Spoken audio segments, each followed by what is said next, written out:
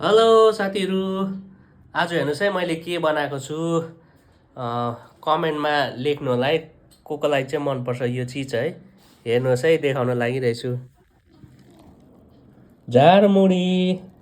हेर्नुहोस् है मैले यसमा चिकन वाइ हालेको छु। अनि यो के भन्छ आलु उसिनेर हालेको छु। अनि काँक्रा हालेको छु मैले हो। अनि प्याज टमाटर हो। अनि यसमा निम्बु पनि हालेको छु। अनि यसमा आज मैले थुप्रोवटा केहरू मिलाएको छु हो। हेर्नुहोस् है चाना भुजा वाइ धनियाँ निम्बु हो। यसमा प्राय सबै मिसाएको छु। र अब हामी चाहिँ यसलाई चाहिँ मजाले मोलेर चाहिँ खानको लागि रेडी भइरहेछ हामी सबै परिवार मिलेर है। तपाईँहरूलाई चाहिँ कसको यो फेभरेट हो कमेन्टमा लेख्नु होला गाइस है।